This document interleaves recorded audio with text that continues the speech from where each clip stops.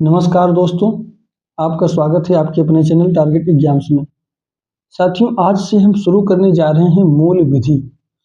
मूल विधि का अर्थ होता है फंडामेंटल्स ऑफ लॉ, जो लॉ है, जो यूपीएसआई परीक्षा का हमारे यह बहुत ही महत्वपूर्ण टॉपिक है। जैसे हमारी यूपीएसआई की परीक्षा में होता क्या है कि मूल विधि और संविधान का मिला के 24 से 25 प्रश्न आते हैं हमारे उसमें, जिसमें मूल विधि के हमारे कम से कम 8 से 9 प्रश्न तो होते ही हैं। तो इसलिए मूल विधि हमारा पढ़ना बहुत ही आवश्यक है। और आज हम इसके सिलेबस डिस्कस करेंगे, फिर हम देखेंगे इसके जो महत्वपूर्ण हमारे एक्ट होते हैं। तो आज के लेक्चर में हम जानेंगे कि मूल विधि क्या है, मूल विधि का अर्थ और मूल विधि का हमारा सबसे बड़ा स्रोत क्या है। तो मूल विधि का हमारा सबसे बड़ा स्रोत होता है हमारा भारतीय संविधान। इंडियन कॉन्स्टिट्यूशन ही इसका सबसे बड़ा स्रोत होता है। मूल विधि क्या है? मूल विधि है वे बुनियादी नियम या कानून जिन पर हमारे जो है संविधान की नींव रखी हुई है। वह हमारे बुनियादी नियम व कानून है जिन पर हमारे जो संविधान है उसकी नींव रखी हुई है। मूल विधि means the basic legal principles and framework that guide the working of our constitution and laws. तो ये मूल विधि का हमारे अर्थ होता है। तो इसके अंतर्गत जितने भी इंपॉर्टेंट एक्ट है उसको आज हम अध्ययन करेंगे। जैसे अभी हमने इसकी डेफिनेशन देखी थी, क्या है? वे हमारे बुनियादी नियम व कानून जिन पर हमारे कानून की नींव रखी हुई है। ये यहाँ गलत हो गया है, रखी हुई है। तो इसका इंग्लिश में क्या होगा?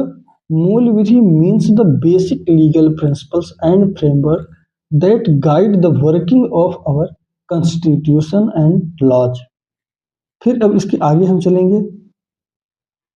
तो होता क्या है दोस्तों, मूल विधि की जो डिफिनीशन हमारी होती है संविधान से प्राप्त अधिकारों की रक्षा के लिए जो बनाए गए कानून हैं, वह सभी इसके अंतर्गत रखे जाते हैं।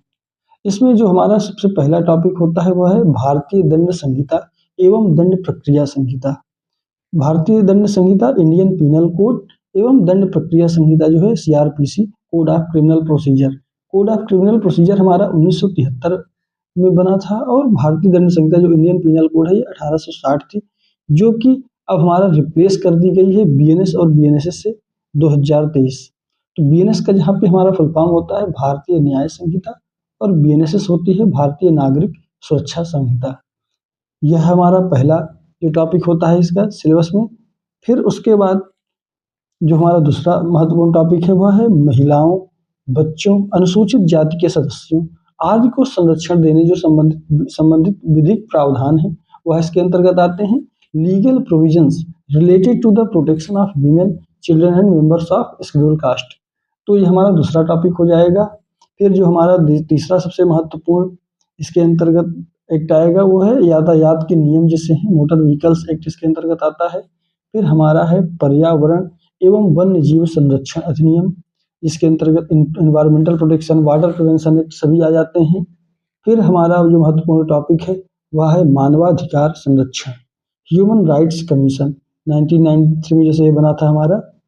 उसके बाद हमारा है सूचना का अधिकार, आरटीआई के बारे में हम लोग जानेंगे। आरटीआई एक्ट हमारा 2005 में आया था। फिर हमारा है आयकर अधिनियम, इनकम टैक्स एक्ट। फिर भ्रष्टाचार अधिनियम है, निवारण अधिनियम, प्रिवेंशन ऑफ करप्शन एक्ट। और फिर हमारा सबसे महत्वपूर्ण है राष्ट्रीय सुरक्षा अधिनियम, नेशनल सिक्योरिटी एक्ट।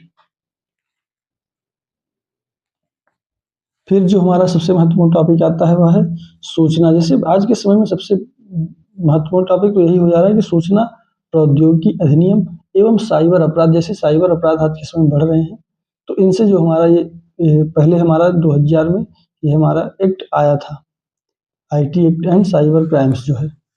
फिर महत्वपूर्ण जो न्यायिक निर्णय है वह भी हम इसके अंतर्गत देखेंगे, इंपॉर्टेंट जो जुडिशियल डिसीजंस हैं। फिर जो हमारा अंतिम टॉपिक इसमें बनता है वह है भूमि सुधार, भूमि अधिग्रहण एवं जो भू राजस्व संबंधित कानून है, land reforms, land acquisition and land revenue related clause. तो साथियों, अब हम इसके बारी बारी से एक एक करके इसके सभी महत्वपूर्ण जितने भी एक्ट हैं उनको हम सेपरेट वीडियोज में डिस्कस करेंगे। तो आज का हमारा यह सिलेबस था। तो सिलेबस को जानिए, क्योंकि सबसे पहले ज़रूरी जो हमारा चरण होता है किसी भी चीज़ की प्रिपरेशन प्रारंभ करने से पहले, वह है सिलेबस। तो आज हमने सिलेबस डिस्कस किया है। अब अगर आपको और किसी भी तरह की समस्याएँ हैं, तो आप हमें कमेंट बॉक्स में बता सकते हैं। धन्यवाद।